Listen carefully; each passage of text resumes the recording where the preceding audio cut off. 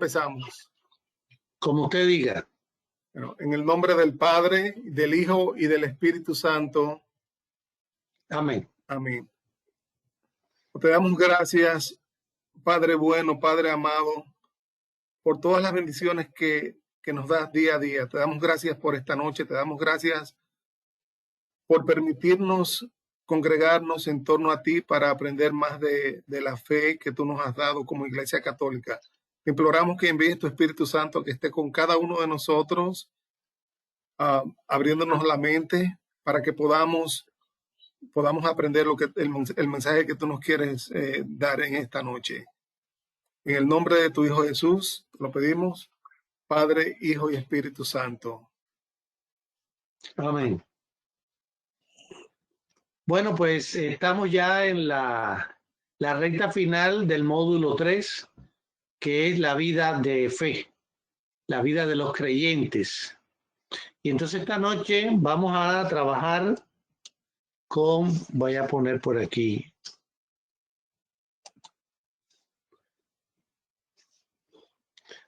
vamos a trabajar con los últimos 4 mandamientos.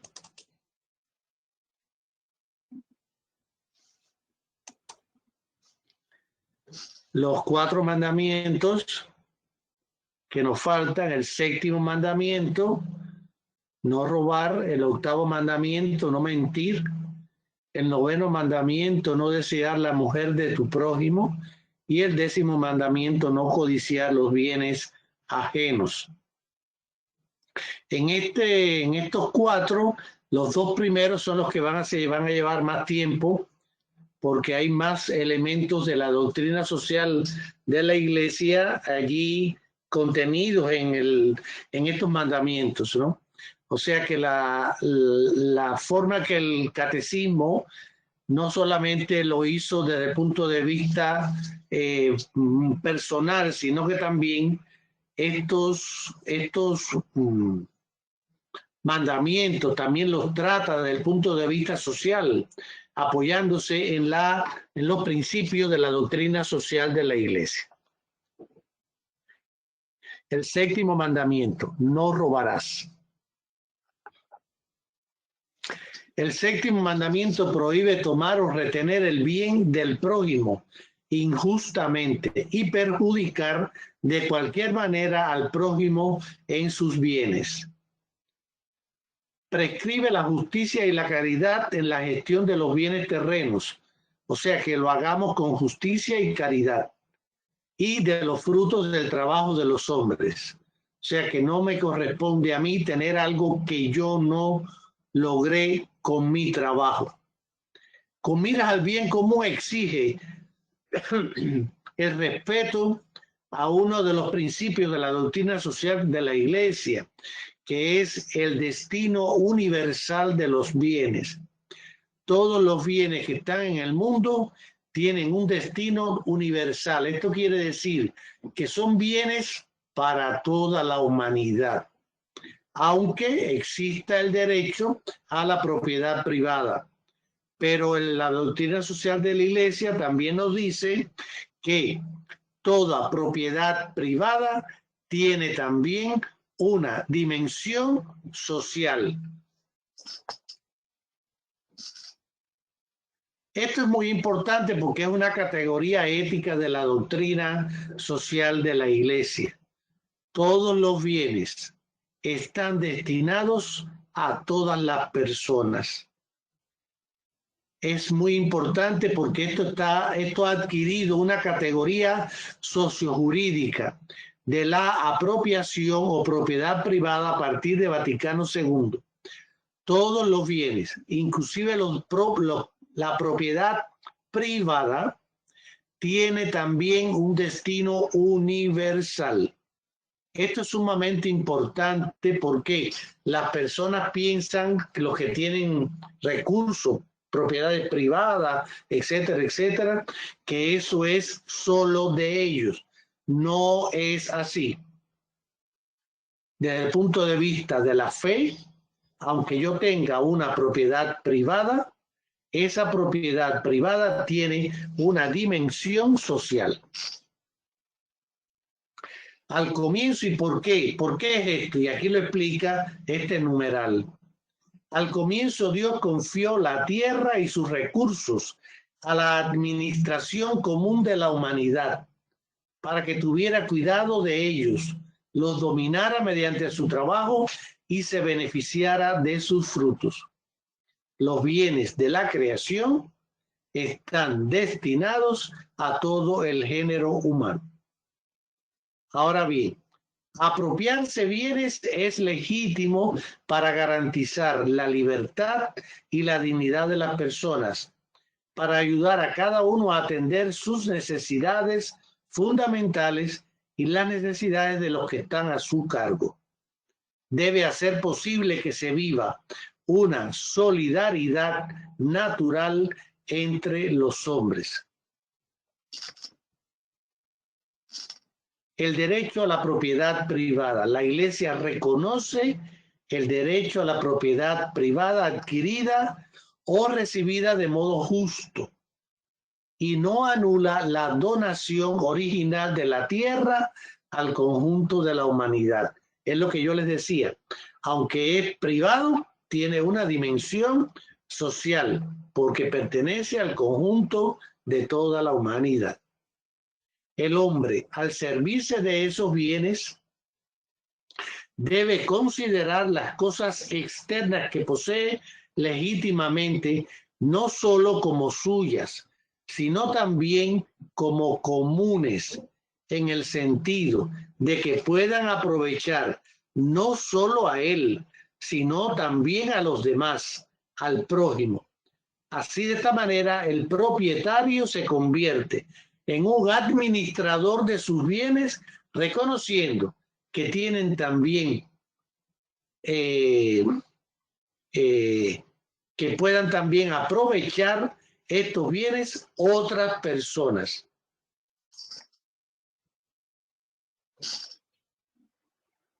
Los bienes de producción, materiales o inmateriales, como tierras, fábricas, profesiones, el arte, requieren los cuidados de sus poseedores para que su fecundidad aproveche al mayor número de personas.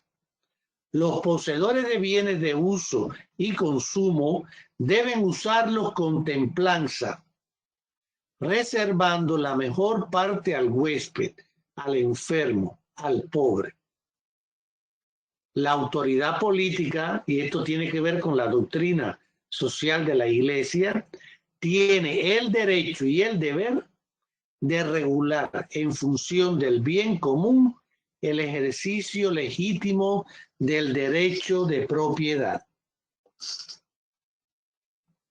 Aquí este grafiquito es muy interesante porque hablando del respeto a la persona y a los bienes, se incluye la virtud de la templanza, que significa moderar el apego de los bienes de este mundo, de la justicia, para preservar los derechos del prójimo y darle lo que le es debido, y de la solidaridad para compartir con el prójimo los bienes, aunque sean privados. El séptimo mandamiento prohíbe el robo, es decir, la usurpación del bien ajeno contra la voluntad razonable del dueño. No hay robo si el consentimiento puede ser presumido. No, en este caso, no habría robo. Es el caso de la necesidad urgente y evidente en que el único medio para remediar las necesidades inmediatas y esenciales es disponer y usar de los bienes ajenos. O sea que si me veo en una necesidad de tomar un bien que es ajeno, pero es para dar un alimento, un lugar de estar, algo a una persona que lo necesita, en ese caso, pues no se considera robo. Toda forma de tomar o retener injustamente el bien ajeno aunque no contradiga las disposiciones de la ley civil, es contraria al séptimo mandamiento. Por ejemplo, retener deliberadamente bienes prestados u objetos perdidos que son de otras personas. Defraudar, hacer fraude en el ejercicio del comercio, falsificar cosas, pagar salarios injustos, eso es también robarle al otro. Elevar los precios, también es robar al otro, especulando con la ignorancia o la necesidad ajena. A veces hay necesidad de elevar el precio, pero hay que ver cuánto lo voy a elevar para que sea justo y todos puedan adquirirlo. Un elemento importante es la justicia conmutativa, que regula los intercambios entre las personas. La justicia conmutativa obliga estrictamente, exige la salvaguardia de los derechos de propiedad, el pago de las deudas y el cumplimiento de las obligaciones libremente contraídas. Sin justicia conmutativa no es posible ninguna otra forma de justicia. O sea, está obligado, ¿no?, a salvaguardar los derechos de la propiedad, pagar deudas y cumplir obligaciones que se han contraído desde el punto de vista de contratos comerciales, etcétera, etcétera. Eso forma parte de la justicia conmutativa.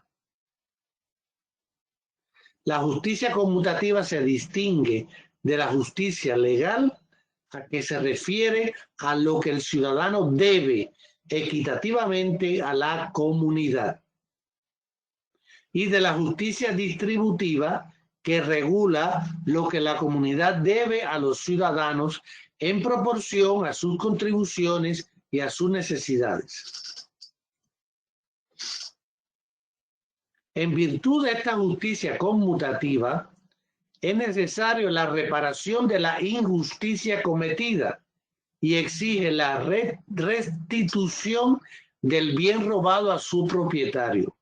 Por eso Jesús bendijo a Zaqueo por su resolución. Y porque Zaqueo dijo, está en Lucas 19, si en algo defraudé a alguien, le devolveré 4 veces más. Los que de manera directa o indirecta se han apoderado de un bien ajeno están obligados a restituirlo o devolver el equivalente en naturaleza o en especie. Están igualmente obligados a restituir en proporción a su responsabilidad y al beneficio obtenido todos los que han participado de alguna manera en el robo o que se han aprovechado de él a sabiendas. Por ejemplo, quienes lo hayan ordenado, ayudado o encubierto. Otro elemento importante a tener en cuenta y que el catecismo lo destaca con un número son los juegos de azar, juegos de carta o las apuestas. No son en sí mismos contrarios a la justicia. No obstante, resulta moralmente inaceptable cuando privan a la persona de lo que le es necesario para atender sus necesidades o la de los demás. La pasión del juego corre peligro de convertirse en una grave servidumbre. Hay personas que están tan apasionadas del juego como pueden estar otros apasionados por la droga o el alcohol. O sea, eso te puede llevar a la perdición total. Apostar injustamente o hacer trampas en los juegos constituye una materia grave y es pecado, a no ser que el daño infligido sea tan leve que quien lo padece no pueda razonablemente considerarlo significativo. El séptimo mandamiento proscribe los actos o empresas que por una u otra razón, egoísta o ideológica, mercantil o totalitaria, conducen a esclavizar a seres humanos, a menospreciar su dignidad personal, a comprarlos, a venderlos y a cambiarlos como mercancía. Es un pecado contrario a la dignidad de la persona y sus derechos fundamentales, reducirlos por la violencia a la condición de objeto de consumo y a una fuente de beneficio. San Pablo ordenaba a un amo cristiano que tratase a su esclavo cristiano no como esclavo, sino como un hermano. El séptimo mandamiento exige el respeto de la integridad de la creación. Las plantas, los animales, los seres inanimados están naturalmente destinados al bien común de la humanidad pasada, presente y futura. El uso de los recursos minerales, vegetales y animales del universo no puede ser separado del respeto a las exigencias morales. El dominio concedido por el Creador al hombre sobre los seres inanimados y los seres vivos no es absoluto. Está regulado por el cuidado de la calidad de la vida del prójimo, incluyendo la de las generaciones venideras, y exige un respeto religioso de la integridad de la creación. Por supuesto que es contrario a la dignidad de la persona humana hacer sufrir inútilmente a los animales y sacrificar sin necesidad sus vidas. Los experimentos médicos y científicos en animales son prácticas moralmente aceptables si se mantienen en límites razonables y contribuyen a cuidar o salvar vidas humanas. La doctrina social de la Iglesia propone tres elementos sumamente importantes. Esto podría estar en cualquiera de los 4 mandamientos que estamos viendo, pero está aquí en el mandamiento de no robar. Principios de reflexión, criterios de juicio y orientaciones para la acción. Son los 3 pasos, ¿no?, para trabajar cualquier cuestión social. Principios de reflexión, ¿qué cosa es? A partir de nuestros valores, a partir de la dignidad de la persona, analizar la situación social que se está viviendo. ¿Para qué? Para después decir, ¿qué nos dice la Sagrada Escritura sobre esta realidad? ¿Cómo podemos iluminar esta realidad? ¿Es una realidad negativa? ¿Es una realidad positiva? ¿Cuáles son los sí? ¿Cuáles son los no? Y a partir de esa reflexión, con esos criterios de juicio, poniendo siempre a la persona por encima de todo, se dan orientaciones para la acción. O sea, se dice, lo que se debe hacerse en este caso es tal cosa. La revelación cristiana nos conduce a una comprensión más profunda de las leyes de la vida social. Cuando cumple su misión, la Iglesia de anunciar el Evangelio enseña al hombre en nombre de Cristo su dignidad propia y su vocación a la comunión de las personas y le descubre las exigencias que él tiene con la justicia y con la paz, conforme a la sabiduría divina. O sea que todos nosotros tenemos exigencias como hombres y mujeres de fe a trabajar, a fomentar la justicia y la paz.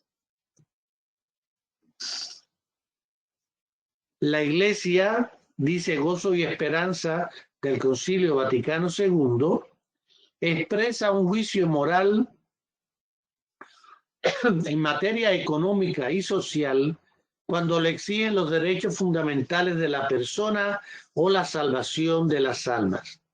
Ella se ocupa de los aspectos temporales del bien común a causa de su ordenación al supremo bien, nuestro fin último, el encuentro con Dios. Se esfuerza por inspirar las actitudes justas en el uso de los bienes terrenos y en las relaciones socioeconómicas. La enseñanza social de la Iglesia contiene un cuerpo de doctrina que se articula a medida que la Iglesia interpreta los acontecimientos a lo largo de la historia, principios de reflexión, a la luz del conjunto de la palabra revelada por Cristo Jesús y con la asistencia del Espíritu Santo. La enseñanza resultará tanto más aceptable para los hombres de buena voluntad, cuanto más inspire la conducta de los fieles. El apetito desordenado al dinero. De esto no voy a hablar mucho porque todos sabemos. Jesús dijo, no puedes servir a Dios y al dinero. Por tanto, una teoría que hace del lucro, de lucrar, la norma exclusiva y el fin último de la actividad económica es moralmente inaceptable. Un sistema económico capitalista, comunista, socialista, cualquier tipo, que sacrifica los derechos fundamentales de la persona y de los grupos en aras de la organización colectiva de la producción, es contrario a la dignidad de la persona. ¿Por qué? Porque este mandamiento quiere resaltar la supremacía de la persona por encima de los demás valores. La persona es lo más importante. Esto es un principio de la doctrina social de la Iglesia. La Iglesia, dice en Centésimos Años de Juan Pablo II, ha rechazado las ideologías totalitarias y ateas asociadas en los tiempos modernos al comunismo o socialismo.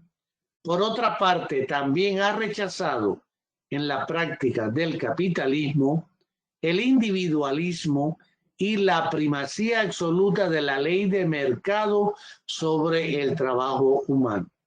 O sea, esto tiene mucha tela por donde cortar y yo solamente voy a enunciar lo más significativo.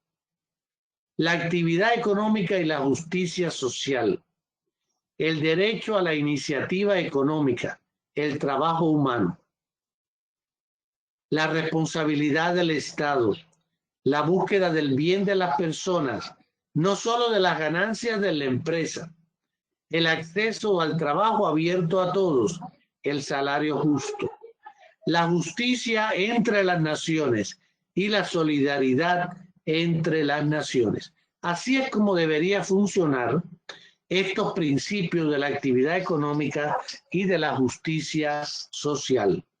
¿Por qué? Porque la vida económica está ordenada ante todo al servicio de las personas, al servicio de la totalidad del hombre y de toda la humanidad, de todos los hombres. Por tanto, dice el número 24-26, el desarrollo de las actividades económicas y el crecimiento de la producción están destinados a satisfacer las necesidades de los seres humanos. No basta con multiplicar los bienes. Si los bienes no van a satisfacer las necesidades de los seres humanos, no está ordenada justamente la vida económica. No traerá la paz.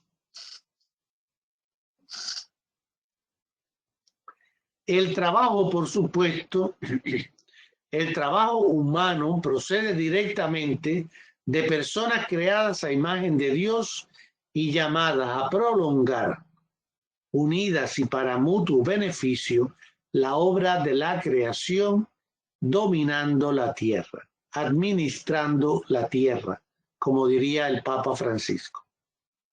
El trabajo es, por tanto, un deber. Y en el trabajo la persona ejerce y aplica una parte de las capacidades y de los valores de las capacidades y habilidades inscritas en su naturaleza humana. Voy a pasar esta por alto porque si no, no me va a dar. El salario justo es el fruto legítimo del trabajo. Negar el salario justo o retenerlo puede constituir una grave injusticia y el empresario le estará robando dinero a sus trabajadores. Y eso es pecado.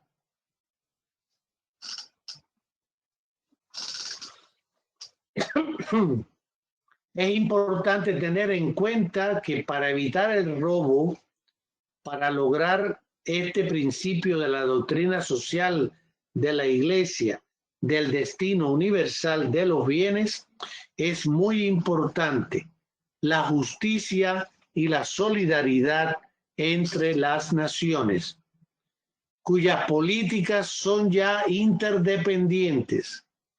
Es muy importante saber que un país aislado en este momento no podrá subsistir. Tiene que formar parte de un conglomerado de países. Y en esto también dice este número que está aquí en la pantalla, que es preciso sustituir los sistemas financieros abusivos en las relaciones comerciales entre las naciones, la carrera de armamentos.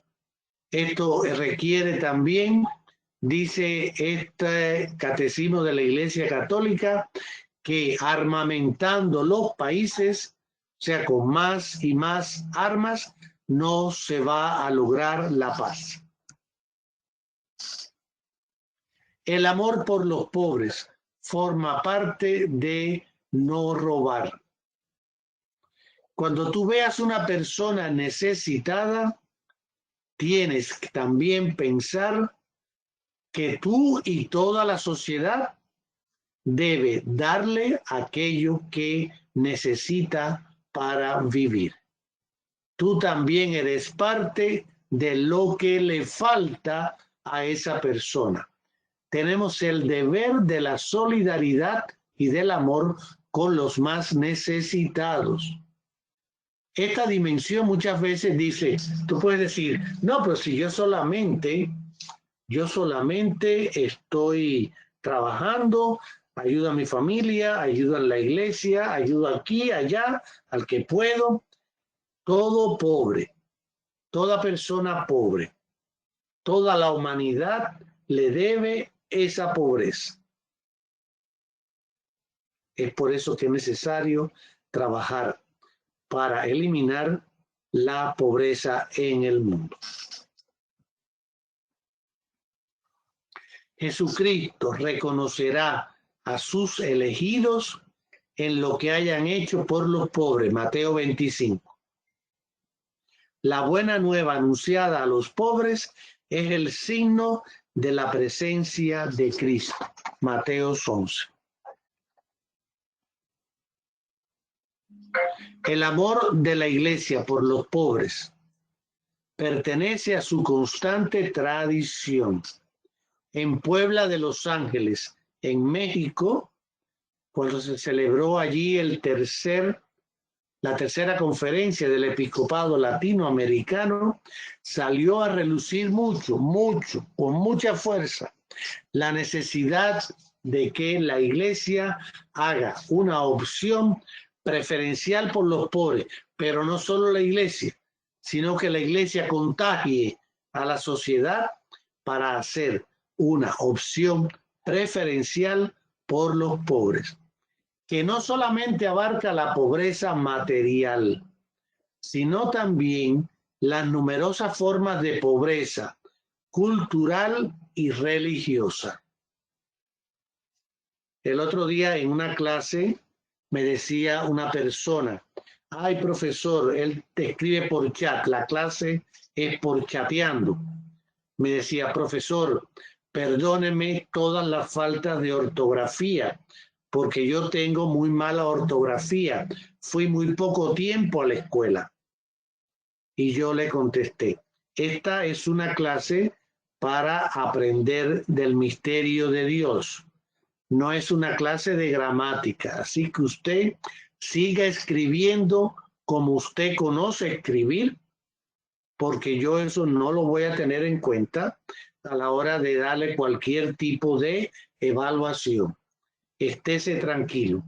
Esto es un signo de una pobreza cultural. No saber escribir correctamente su idioma. Una pobreza cultural que también forma parte de, puede ser el robo que se le ha hecho a esa persona por no darle una educación adecuada. Ya sé, puede ser en su país, puede ser los gobernantes que no le daban dinero a los colegios, etcétera, etcétera.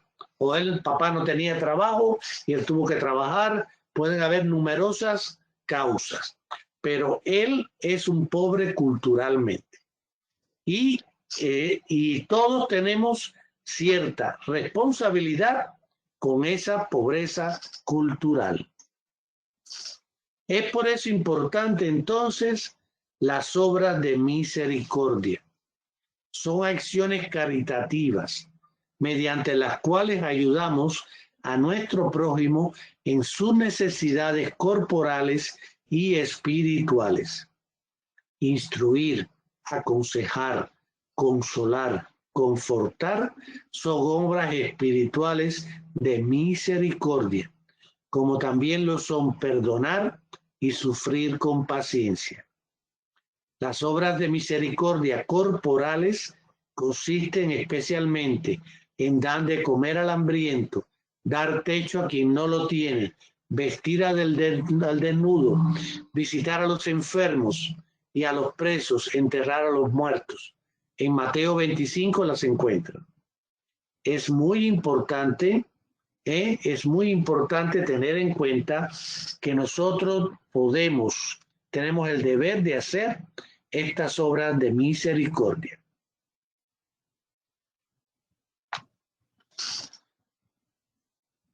Bien, dos personas que me digan del séptimo mandamiento, ¿qué fue lo que más le llamó la atención? Dos personas nada más. Porque si no, después al final se le va a olvidar. Cuando dé todo los demás. ¿Están despiertos o están dormidos? Bueno, profesor, como nadie se anima, si me permite. Estoy hablando. Ok, por favor. Sí, Adelante. me impresionó mucho el 2444 porque habla del amor de la iglesia por los pobres, pertenece a su constante tradición. Sí. Eso me impresionó mucho. Muchas gracias. ¿Otra persona? Creo que es el mismo, perdón. Buenas tardes. Buenas tardes. No alcancé a apuntar el número, pero creo que es el mismo el amor de los pobres. Me llamó mucho la atención que nos dijo que la iglesia contagia a la sociedad. Sí. que contagia a los demás a ser solidarios con los pobres. Se me hace un punto muy importante porque pues la iglesia somos nosotros, ¿verdad? Entonces hay que invitar a los demás, no quedarnos con los brazos o nada más yo como iglesia lo voy a hacer, sino invitar a los demás. Se me hace un punto muy importante. Animar, ¿verdad? Como dice, animar, exhortar. Aparte uno colaborar, no quedar ciegos ni mudos ante la necesidad del semejante, del pobre, porque en donde volteemos nuestros ojos siempre hay, como dice, hay algún pobre, no precisamente a veces de lo material, sino hasta de lo espiritual, ¿verdad? La necesidad está para donde volteemos.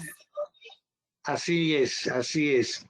La necesidad veíamos ayer con el grupo que está desde el CEPI dando las clases de los jóvenes, la necesidad de escuchar al otro. Sí. A veces hay personas que están atormentadas por diferentes cosas, diferentes motivos. Escucharles con paciencia. Y anoche hicimos un ejercicio, yo estaba dando clase a ese grupo anoche de discernimiento y acompañamiento espiritual. Hicimos un ejercicio y pedí que alguno se prestara para hacer el ejercicio. Y salió un joven a relucir, ¿no? Que se prestó para yo dirigirlo a él y demás y enseñarle a ellos cómo había que, más o menos, con muy poco tiempo, porque era un ejercicio corto, cómo se podía ayudar a la persona, ¿no? A que precisara lo que le pasaba. Cuando él empezó, y yo estaba escuchándolo y yo le hablaba y volvía a él y yo le decía otra vez, él empezó diciendo que estaba muy angustiado. Y al final terminó diciendo, tengo mucho miedo. Wow. Claro que no, lamentablemente no podíamos trabajar en público tampoco lo que le pasaba a él, que yo imagino, pero no lo sé porque él dio muchas cosas, ¿no? Pero la necesidad de escuchar a la persona, tiene miedo y el miedo es muy malo porque el miedo paraliza. Entonces, quedamos en volvernos a ver ese joven y yo. Bueno, será por Zoom, porque él vive no sé dónde, en la diócesis del norte, no sé si en North Carolina, pero el miedo paraliza a la gente. Entonces, escuchar al otro, aunque no logremos darle un consejo, porque la decisión siempre será de la otra persona, pero escucharle. Perder el tiempo con el otro. Perder el tiempo con el otro lo estamos ganando para Dios. Yes. Bien, muchas gracias. Hace tiempo sí, en un curso escuché a un sacerdote decir, por ejemplo, dicen que a veces nosotros acostumbramos cuando vamos a trabajar, queremos hacer la oración en el trabajo, pero ponerme a leer en mi teléfono alguna oración o ponerme a, o sea, que estoy robando del tiempo de mi trabajo, de mi empleador, de mi patrón, le estoy quitando el tiempo porque esa oración la tengo que hacer en mi casa, no llegar y querer hacer oración al trabajo, ¿verdad? Dice, eso también es robar. Sí, pues sí. De hecho, sí. Igual que robar es que te paguen mal, robar también es perder el tiempo en el trabajo. O sea que sí. A mí me pasó el otro día una cosa, yo en el trabajo, yo estoy trabajando en una oficina con mi hijo, ¿no? De electricidad por la mañana, y entonces yo me puse a organizar la gaveta, había muchas cosas viejas de otras personas que habían trabajado antes ahí. Y mi hijo me tocó por atrás en el hombro y me dijo, oye, tú no estás aquí para organizar gavetas, tú estás aquí para trabajar. Bueno, me tuve que quedar callado, porque en realidad yo estaba perdiendo tiempo. Bien, gracias. un ejemplo chistoso, pero que tiene mucha razón. Sí, con lo sí, que es cierto. decir. Sí, sí. Gracias. Gracias a usted. Bien, el artículo 8 del Catecismo, que se refiere al 8º mandamiento. No darás testimonio falso contra tu prójimo, dice Éxodo. Y Jesús dice, se dijo a los antepasados, no perjurarás, sino que cumplirás al Señor tus juramentos. La foto es muy elocuente, una muchacha que está hablando y está tratando de decir mentiras. Dios es y quiere la verdad. Dios es la verdad suprema, la verdad máxima, y Él quiere que nosotros vivamos en la verdad. El octavo mandamiento prohíbe falsear la verdad en las relaciones con el prójimo. Este precepto moral deriva de la vocación del pueblo santo a ser testigo de su Dios, que es y que quiere la verdad. Uno de los valores de la justicia, de la doctrina social de la Iglesia, es la verdad. El Antiguo Testamento proclama la verdad. Dios es fuente de toda verdad. Su palabra es verdad. Su ley es verdad.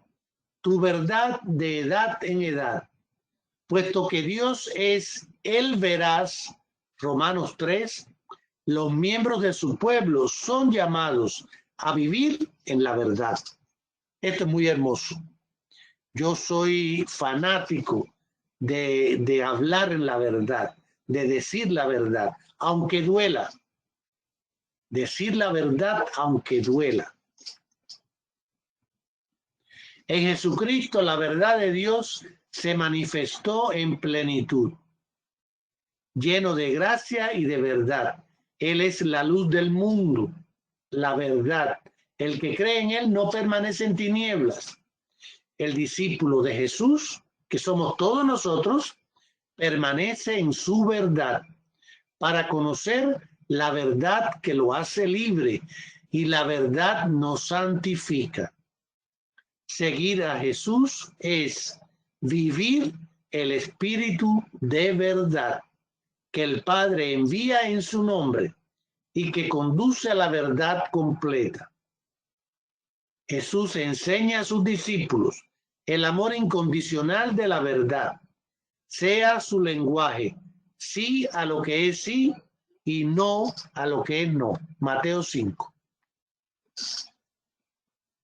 La verdad como rectitud de la acción y de la palabra humana tiene por nombre veracidad, sinceridad, franqueza. Hablar con sinceridad.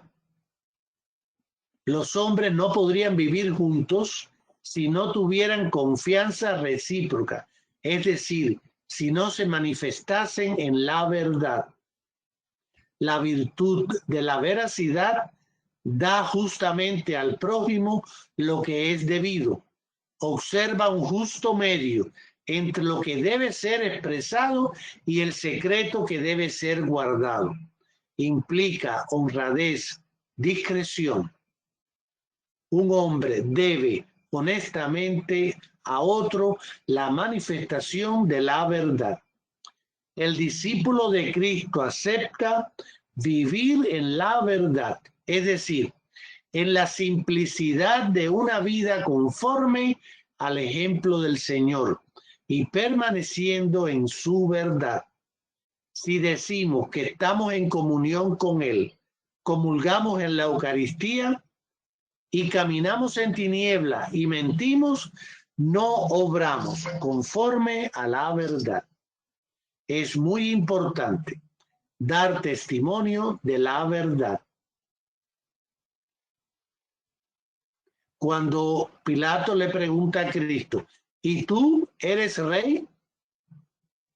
Él hubiera podido decir que no. Y sin embargo Jesús dijo, sí, soy rey, tú lo has dicho. Y sabía que eso era signo de que lo iban a crucificar. Pero guardó una conciencia limpia ante Dios y ante los hombres. El martirio, que es una de las formas de adquirir la santidad, es morir defendiendo la fe. Hay una gran cantidad de mártires, ¿no?, que defienden la fe, dan ese testimonio hasta la muerte. ¿Cuáles son las ofensas a la verdad? En Cuba había un cartel que yo lo quise traer acá, aunque aquí está dibujado de otra manera, pero lo que dice ese cartel, socialismo o muerte, venceremos, está en todas las pancartas de los pueblos. En lugar de hacer pancartas para vender leche, hacen pancartas para eslogan político. Y allí hay ese cartel, es una gran ofensa a la verdad, porque la muerte solo la permite Dios, y el socialismo es sinónimo de muerte. Vean cómo está Venezuela, vean cómo está Cuba, vean cómo está Nicaragua, ¿no?, con unas ofensas a la dignidad humana increíbles. Por tanto, esa frase es mentira. Desechando la mentira, deben rechazar toda malicia y todo engaño, hipocresías, envidias y toda clase de maledicencias. ¿Cuáles son las ofensas a la verdad? Falso testimonio, dar un falso testimonio y perjurio. Ante un tribunal viene a ser un falso testimonio. Cuando es pronunciada bajo juramento, se trata de perjurio, o sea, mentir bajo un juramento es perjurio. Los otros elementos que son ofensa a la verdad también se refiere al juicio temerario, el que incluso tácitamente admite como verdadero sin tener para ello fundamento, evidencias de un defecto moral en el prójimo.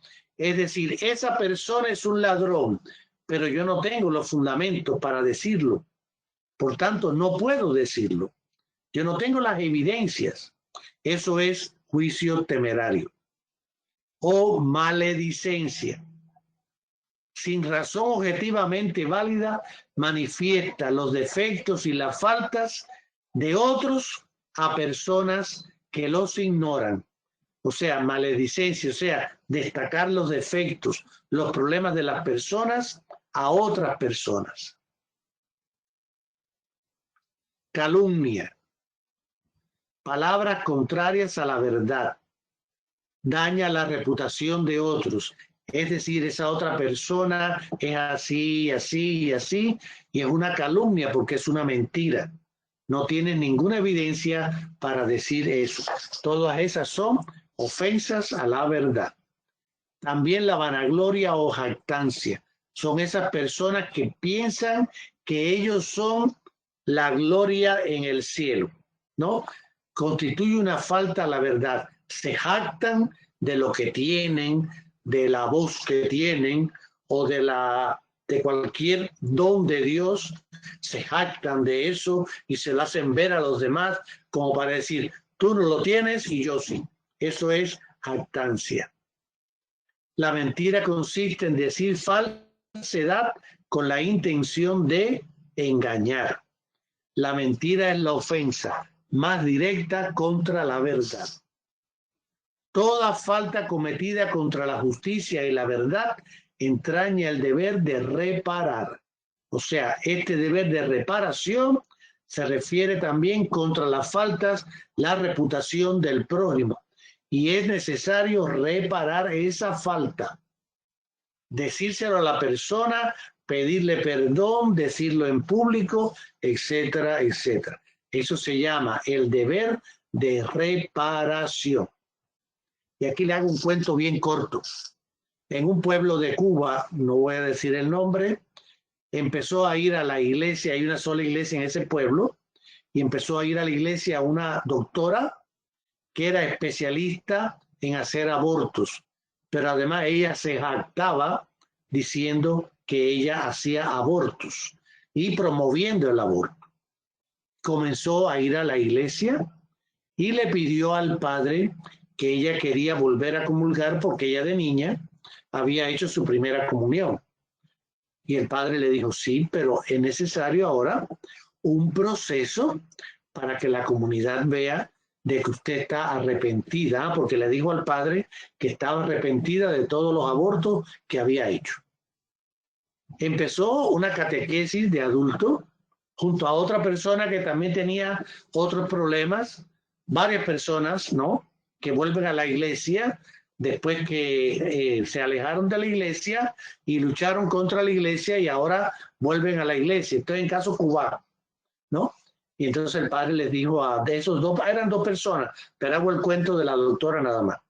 Le dijo, bueno, es necesario que ustedes públicamente, en el momento de la homilía, yo les voy a llamar para que ustedes digan que ustedes están verdaderamente arrepentidos y que la comunidad los reciba. Y así lo hicieron. Y gracias a Dios, esas personas lograron incorporarse, pero el padre hizo esto, el deber de reparación públicamente. Eso es parte de personas especiales, por parte del padre, digo. El respeto a la verdad. Las comunicaciones dicen muchas cosas ciertas, pero también hay mucha falsedad, y eso yo no tengo que decírselo a ustedes, como también lo hay en la política. Nadie está obligado a revelar una verdad a quien no tiene derecho a conocerla. Y recordar que el secreto del sacramento de la reconciliación es sagrado y no puede ser revelado bajo ningún pretexto. Los secretos profesionales también es necesario, confesiones, confidencias hechas bajo secreto deben ser guardados y salvo casos excepcionales revelarlos. También es importante que se debe guardar la justa reserva respecto a la vida privada de las personas. Por ejemplo, los artistas y las personas famosas, siempre hay paparazzis, personas que son reporteros, que quieren buscar fotos, tratan de meter la cámara por la ventana. Eso es no respetar la vida privada de las personas. Eso es mentir. Y es importante saber aprender el uso de los medios de comunicación social, porque la sociedad tiene derecho a una información fundada en la verdad, la libertad, la justicia y la solidaridad. También respetar la verdad, la belleza en el arte sacro. Pasamos al 9º mandamiento. No codiciarás la casa de tu prójimo, ni codiciarás la mujer de tu prójimo, ni su siervo, ni su sierva, ni su buey, ni su asno, ni nada que sea de tu prójimo. Éxodo 20. Y Jesús dice, el que mira a una mujer deseándola, ya cometió adulterio con ella en su corazón. San Juan distingue 3 especies de codicia o concupiscencia, que es esa inclinación al mal. La concupiscencia de la carne, la concupiscencia de los ojos y la soberbia de la vida. Siguiendo la tradición catequética católica, el 9º mandamiento prohíbe la concupiscencia de la carne y el 10º prohíbe la codicia del bien ajeno. La concupiscencia puede designar toda forma vehemente de deseo humano. La teología cristiana le ha dado el sentido particular de un movimiento del apetito sensible que contraría la obra de la razón humana. El apóstol San Pablo la identifica con la lucha que la carne sostiene contra el espíritu. Procede siempre de la desobediencia del primer pecado, la desobediencia de la primera humanidad, y desordena las facultades morales del hombre y, sin ser una falta en sí misma, le inclina a cometer pecados. Por tanto, esta lucha de tendencias pertenece a la herencia del pecado entre el espíritu que busca, promueve el bien, la voluntad, y la carne que es sensible y apetecible por la concupiscencia. Por eso es importante la purificación del corazón. El corazón es la sede de la personalidad moral. De dentro del corazón salen las intenciones malas, asesinatos, adulterios, fornicaciones. La lucha contra la concupiscencia de la carne pasa por la purificación del corazón. Ahí yo les pongo una oración para que la puedan hacer más adelante. Existe un vínculo entre la pureza del corazón, la del cuerpo y la de la fe. La sexta bienaventuranza proclama: bienaventurados los limpios de corazón, porque ellos verán a Dios. Los corazones limpios designan a los que han ajustado su inteligencia y su voluntad a las exigencias de la santidad de Dios en tres dominios: en el amor, en la castidad o rectitud sexual, y el amor de la verdad y la ortodoxia de la fe. Existe pues un vínculo entre la persona pura de corazón, pura de cuerpo y la fe. O sea, estas cosas las podemos experimentar, cada uno puede analizarse a sí mismo en qué medida estos tres elementos están ligados en mi vida. En mi vida. Eso lo dejo para reflexión personal. A los limpios de corazón se les promete que verán a Dios cara a cara y que serán semejantes a Él. La pureza de corazón es el preámbulo de la visión. Ya desde ahora esta pureza nos concede ver según Dios, es mirar con los ojos de Dios la vida, recibir al otro como un prójimo. Nos permite considerar el cuerpo humano, el nuestro y el del prójimo, como un templo del Espíritu Santo. Recordemos que en el bautismo nosotros somos hijos adoptivos de Dios, luz en el mundo, templos del Espíritu Santo. Somos una manifestación de la belleza divina en la medida en que somos limpios de corazón. El combate por la pureza es importantísimo. Esto es hasta la ancianidad. El bautismo confiere al que lo recibe la gracia de la purificación de todos los pecados. Dios nos devuelve la gracia y la justicia original. Y con la gracia de Dios conseguimos, mediante la virtud y el don de la castidad, pues la castidad permite amar con un corazón recto e indiviso, mediante la pureza de intención, que consiste en buscar el fin verdadero del hombre, con una mirada limpia. El bautizado se afana por encontrar y realizar en todo la voluntad de Dios. Recuerden la frase que le he comentado del venerable padre José Bandor: Señor, si tú lo quieres, yo también. Eso es hacer la voluntad de Dios. Mediante la pureza de la mirada, mediante la oración. Qué importante es la oración. Y la pureza exige pudor. es parte integrante de la templanza. Ordena las miradas y los gestos en conformidad con la dignidad de las personas y con la relación que existe entre ellas.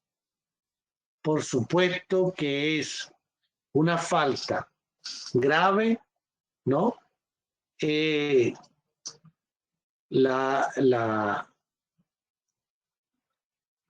Ver estos diapositivas de sexo, ¿no? Por supuesto, ¿no? Que eso también está en el 6º mandamiento, pero en este mandamiento también. Por tanto, el pudor es modestia, inspira la elección de una vestimenta, de un vestirse adecuado, mantiene silencio o reserva donde se adivina el riesgo de una curiosidad malsana. Se convierte en discreción. El pudor organiza todo eso. Y todo esto tiene que ver con la purificación del clima social. La pureza cristiana exige una purificación del clima social. Obliga a los medios de comunicación social a una información cuidadosa del respeto y de la discreción. La buena nueva de Cristo renueva continuamente la vida y la cultura del hombre caído, combate y elimina los errores y males que brotan de la seducción del mal, siempre amenazadora del pecado. Purifica y eleva sin cesar las costumbres de los pueblos. Si no hay Dios, no hay pueblos. Cuando te quedas sin Dios, te quedas sin el hombre y te quedas sin los pueblos. Con la riqueza de lo alto se fecunda, se consolida, se completa y restaura en Cristo como desde dentro las bellezas y las cualidades espirituales de cada pueblo o edad. Y llegamos al 10º mandamiento. No codiciarás nada que sea de tu prójimo. En Deuteronomio dice, no desearás su casa, su campo, su siervo, su sierva, su buey, su asno, nada que sea de tu prójimo. Y Jesús dice, donde esté tu tesoro, allí también estará tu corazón. Por tanto, el 10º mandamiento se desdobla del anterior, prohíbe la codicia del bien ajeno, raíz del robo, de la rapiña y del fraude, prohibidos en el 7º mandamiento. El 10º mandamiento se refiere a la intención del corazón y resume con el 9º todos los preceptos de la ley. Allí donde está tu tesoro, allí está tu corazón. Por tanto, el apetito sensible nos impulsa a desear las cosas agradables que no poseemos. Y esto podemos verlo como algo normal. Ahora bien, el problema es el exceso de las cosas agradables. Es lo que no me hace falta. Lo que yo no quiero que me regalen. El otro día fue mi cumpleaños y yo le dije, yo no quiero regalos. Tengo un closet y lo tengo lleno. Tengo un closet y lo tengo lleno. Pero las personas no cumplieron lo que yo les pedí. Porque estamos en una sociedad de consumo. Y si no se regala, es como si no hubiera cumpleaños. Pero yo no necesitaba que me regalaran cosas. Entonces esto es importante. También el 10º mandamiento prohíbe la avaricia y el deseo de una apropiación inmoderada de los bienes terrenos. El mandamiento exige que se destierre del corazón humano la envidia. La muerte entró en el mundo por la envidia del diablo. La envidia mata a la persona, mata al otro, te remuerde la conciencia. La persona envidiosa nunca está conforme con lo que tiene. Siempre quiere lo que tiene el otro. Aunque ella tenga mucho, pero ella quiere lo del otro. Eso es envidia. Y esto hay que desterrarlo del corazón. La envidia es un pecado capital. Dice San Agustín que veía en la envidia el pecado diabólico por excelencia.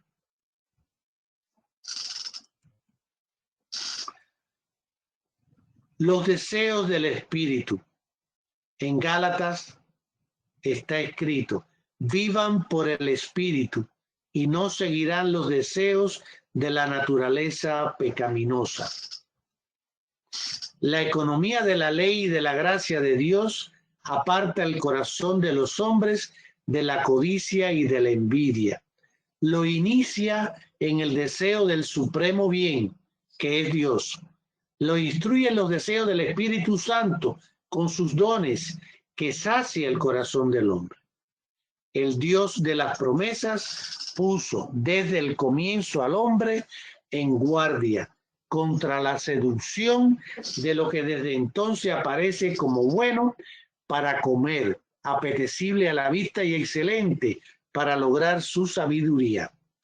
Por eso, los fieles en Cristo han crucificado la carne con sus pasiones y apetencias.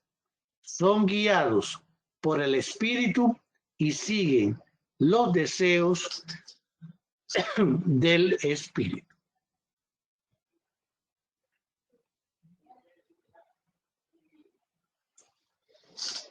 Bien. Entonces, como hacemos siempre, tenemos unos minutos para compartir qué fue lo que más me llamó la atención de estos últimos 3 mandamientos. Yo quiero hacer algo breve. Adelante, Jorge. Yo con estos, en la enseñanza de los mandamientos, yo los simplifico en los 2 primeros, amarás a Dios sobre todas las cosas y amarás a tu prójimo como a ti mismo. Y esto nos lleva al último mandamiento, que es la purificación del corazón. Que si nosotros queremos estar limpios de corazón, puros de corazón, debemos tener primeramente bien en los 2 primeros mandamientos, que es donde se encierran los 10 mandamientos, para mí. Porque también podemos saber aquí, si nos ponemos a resumir todo, ¿cuántas veces se nos hace la pregunta, cuántas veces has sido fiel a tu pareja? Pero nosotros volteamos a contestar materialmente, nunca. Pero como nos dicen unos mandamientos, con la simple vista que demos a otra persona con el deseo, ese ya he sido infiel a nuestra pareja. Y no solamente a nuestra pareja, ser infiel a Dios, a la creencia de Dios. Y entonces, para poder cumplir con estos 10 mandamientos, tenemos que primero tener bien conscientes y bien seguros los 2 primeros mandamientos, para poder tener el corazón limpio y puro. Muy bien, Jorge. Jesús insistía mucho en la pureza del corazón. Inclusive está formulado, como dije allí, en una de las bienaventuranzas, ¿no? Porque cuando hay un corazón puro, la castidad aparecen las buenas obras, aparece el deseo de servir, aparece el deseo de enseñar, aparece todo lo bueno va apareciendo. Y tenemos que pedirle a Dios también que nos ayude con su gracia, porque nosotros solo a veces nos cuesta, no podemos, porque estamos inclinados por la concupiscencia a hacer lo que no debemos, como decía San Pablo. ¿Qué me pasa? Que hago lo que no quiero hacer. Gracias, Jorge. De nada.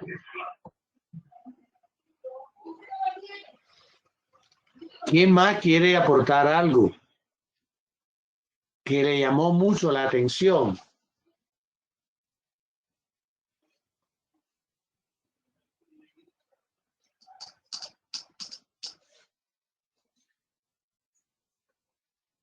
Diácono, hace un rato usted iba a hablar y después se cayó. ¿Quiere decir algo?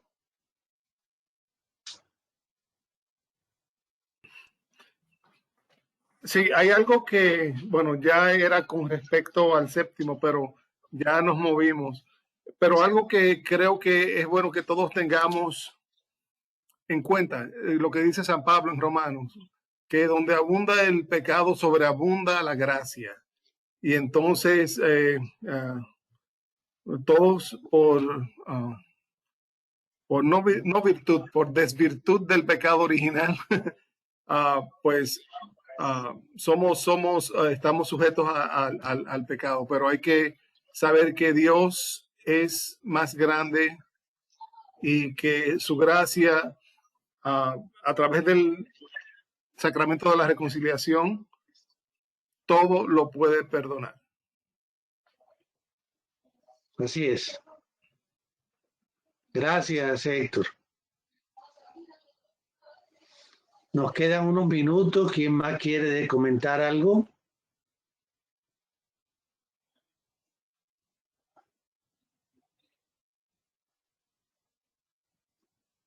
Buenas noches. Diácono, buenas tardes, buenas noches. Bueno, yo quería hacer un comentario, ¿verdad?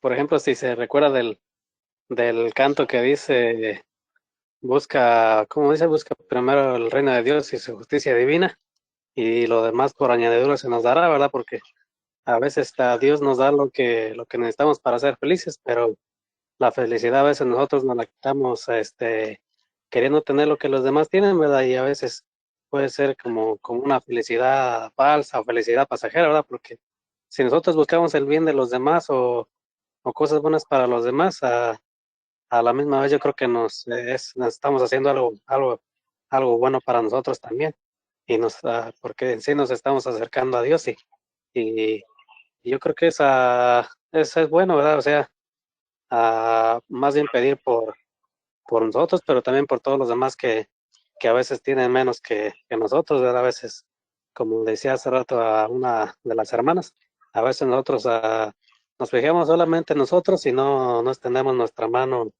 al necesitado, ¿verdad? A mí me gustó una foto que usted puso de la Madre Teresa, ¿verdad? Y ahorita aquí en el catecismo, como para quedarme en la página, tengo una foto también, estaba fijando que es la de la Madre Teresa, ¿verdad? Y me gustaba la vida de ella, como teniendo todo, ¿verdad? Ella, la felicidad para ella fue entregarse a los pobres, entregarse a los más necesitados, ¿verdad? Y no quedarse como encerrada en el sí misma, ¿verdad? O sea, buscar primero el bien de los demás y ayudar a los demás. Y como dice usted, ¿verdad?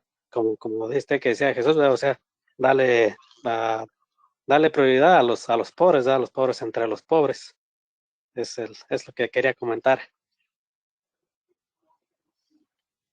Gracias, Salvador.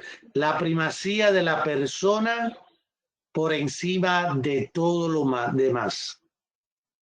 La persona es lo más importante. Por tanto, atender al pobre es sumamente importante, pues estamos atendiendo a una persona necesitada. Adelante, la otra persona que quería decir algo. Buenas noches, nomás quiero dar las buenas noches. Rosalinda, buenas noches. Bueno, a mí me llamó la atención el numeral 2470, el que dice que el discípulo de Cristo acepta vivir en la verdad, es decir, en la simplicidad de una vida conforme al ejemplo del Señor y permaneciendo en su verdad. Si decimos que estamos en comunión con Él y caminamos en tinieblas, mentimos y no obramos conforme a la verdad. Para mí eso me llamó la atención porque a veces nosotros decimos como mentiras, como a veces decimos como mentiras piadosas, pero estamos mintiendo, ¿verdad? Entonces no podemos tener un corazón limpio por más que lo tratamos de buscar, porque a veces es difícil en esta situación, en mi humanidad, a veces se me hace muy difícil estar siempre con el Señor, porque yo sé que si miento o que se roba cualquier cosita, o con una mirada, como estaban diciendo ahorita, eso le desagrada a él. Entonces, para mí esa fue la que me llamó más la atención. Muy bien. Hay que trabajar en ese corazón puro, ¿verdad? Sí, todos tenemos que hacerlo. Así es. Muchas gracias, Rosa. Así es, todos tenemos que trabajar en purificar la verdad y purificar la verdad dentro de la sociedad, que es más difícil todavía. Además de ser yo verdadero, contagiar a otros para que sean verdaderos. Una tarea grande que tenemos todos. ¿Quién más?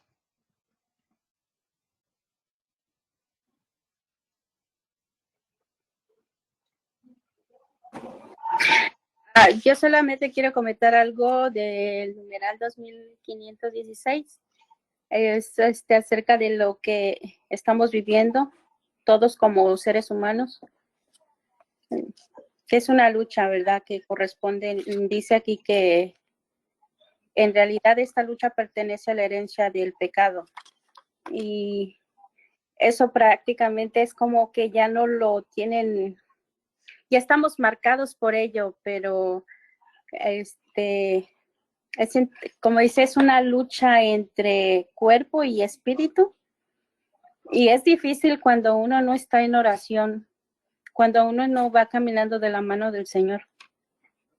No podemos purificarnos perfectamente de ese pecado que ya tenemos, y aunado a nuestras debilidades carnales y a la falta de oración y a la falta de comunión con Dios, es más difícil todavía.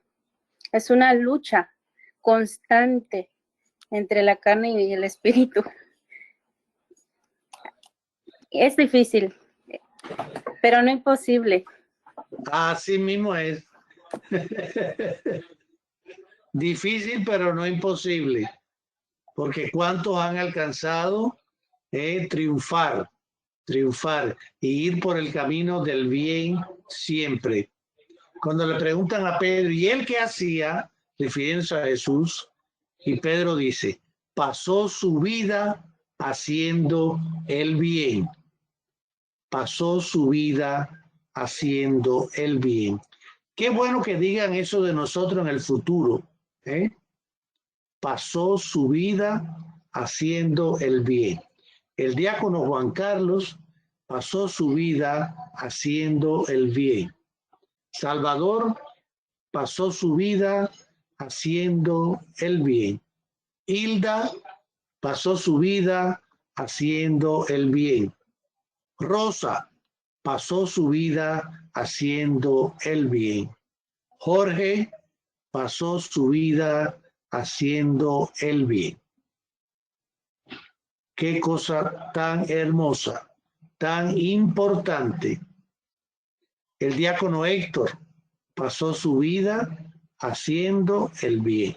Y yo sé que lo está haciendo bien, porque mire cuántas personas hay aquí esta noche estudiando el catecismo. Gracias a todos ustedes. Diácono, le dejo la palabra. Sí, no, yo lo que quiero decir es que darle las gracias infinitamente a estos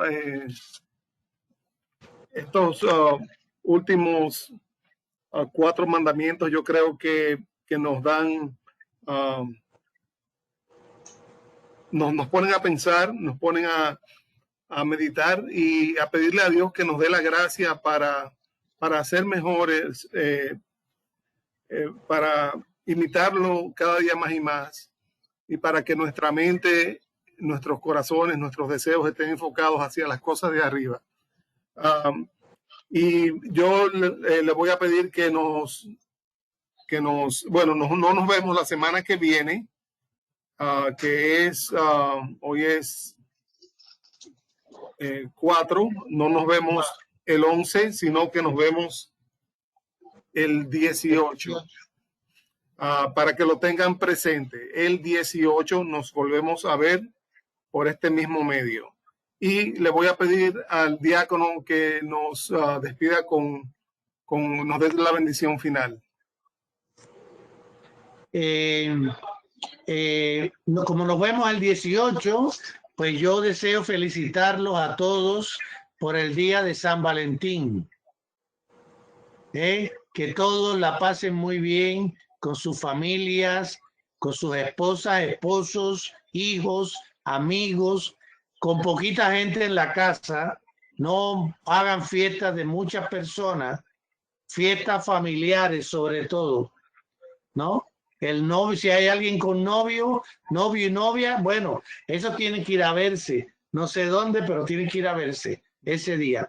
Les deseo mucho, que la pasen muy bien, que el Señor les bendiga con muchas cosas buenas a cada uno de ustedes. Y mi mayor deseo en este momento es poderlos ver. Yo espero que en el último módulo que nos queda, que es sobre la oración, me gustaría mucho poderlos mirar a ustedes. Y ustedes, yo sé que me ven a mí, pero yo no los veo. Entonces vamos a hacer un esfuerzo, a ver si en el último módulo nos podemos ver, y así estoy seguro que va a ser mucho mejor. Estamos greñudas, diácono.